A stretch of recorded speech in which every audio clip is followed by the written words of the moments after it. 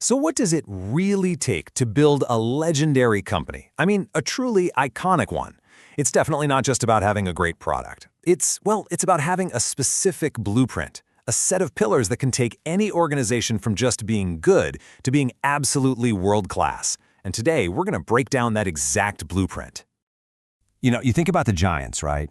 Companies like Apple or Nike or Starbucks. What is their secret sauce? What is that thing that separates them from everyone else? It's the question that really defines the difference between a business that just kind of exists and one that built a legacy that lasts for generations. And here's the thing, the answer isn't some kind of mysterious magic trick. Nope, it's a blueprint. It's a deliberate, repeatable framework for building an empire. And in this explainer, that's what we're going to do. We're going to walk through that blueprint pillar by pillar. Okay, let's start at the very foundation of it all. Pillar 1, a mighty mission. Now, this is not just some feel-good statement you hang on a wall. It is a single, obsessive focus. It's the North Star that guides every single decision the company makes, no exceptions.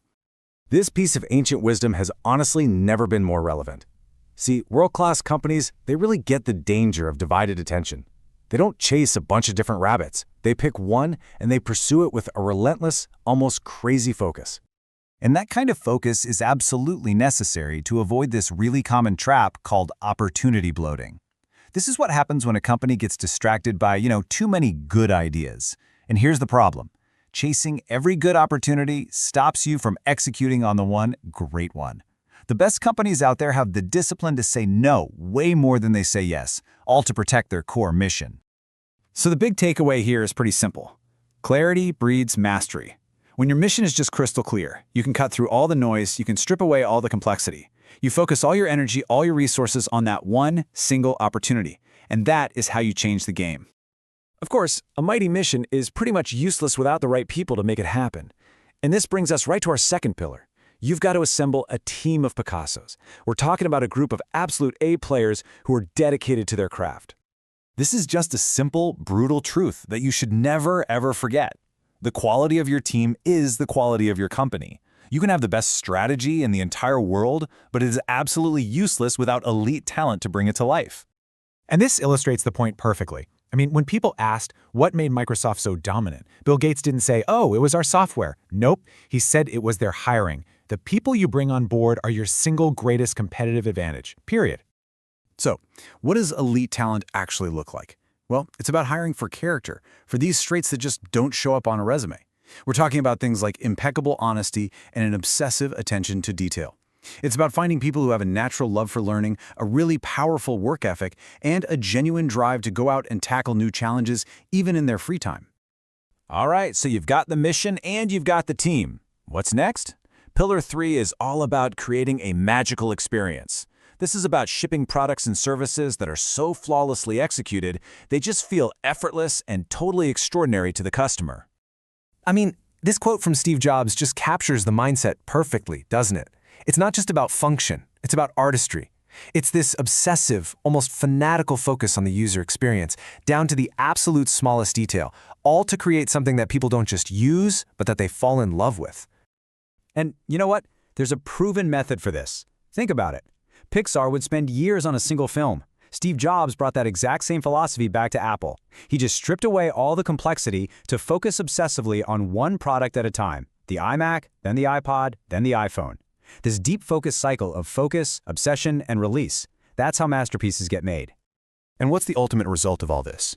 You don't just sell a product, you create a movement. You build this fanatical following of people who are so loyal, so completely bought in, that they wouldn't even dream of doing business with anyone else. That whole idea of a loyal following leads us directly into Pillar 4, the human brand. See, it's not enough to just have a great product. You have to build a genuine human connection with your audience, and then you have to fiercely protect that relationship. Just look at the difference here. On one hand, you have a transactional business that just sells a thing, but a human-centric brand, that creates a sense of belonging. One views customers as numbers, the other creates fanatical followers. One competes on price and can be easily replaced. The other builds a deep connection and, well, becomes pretty much undefeatable. This is such a massive insight for today. In our modern world, people are truly craving connection and community. Howard Schultz totally understood this when he built Starbucks. It wasn't just a coffee shop. He called it a third place between work and home, a place where you could belong. The greatest brands in the world fill this fundamental human need. But here's the catch. That magic is fragile. The biggest threat is something called mediocrity creep. Think of it like a slow death by 1,000 cuts.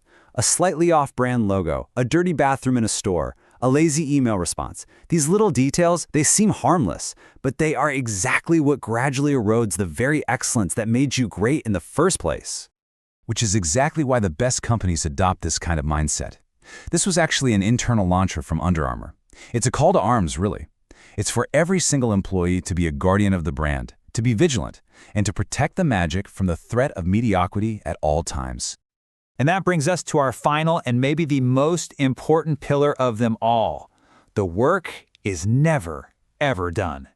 To stay world-class, you have to be completely committed to fighting off irrelevance through constant, relentless improvement. This whole mindset is captured in a really simple acronym, NSI, which stands for Never Stop Improving. It's a daily commitment. It's a culture where absolutely everyone is obsessed with leaving everything they touch just a little bit better than they found it. Because the alternative is a phenomenon called jumping the shark. The phrase actually comes from the old TV show Happy Days. At its peak, the show ran this ridiculous stunt where a character literally jumped over a shark on water skis. It became a symbol for that exact moment when something great gets complacent, stops innovating, and just loses its edge. World-class organizations live by this quote. Your biggest victory, your greatest success, that's not the finish line. It's not a reason to relax. It's simply the new baseline. It becomes the starting point for tomorrow's work. That is the mindset of relentless optimization. So, there you have it. That's the blueprint for building a truly legendary organization. It really isn't magic. It's a relentless, daily commitment to these core pillars. So, the only question left is, you have the blueprint, how will you improve tomorrow?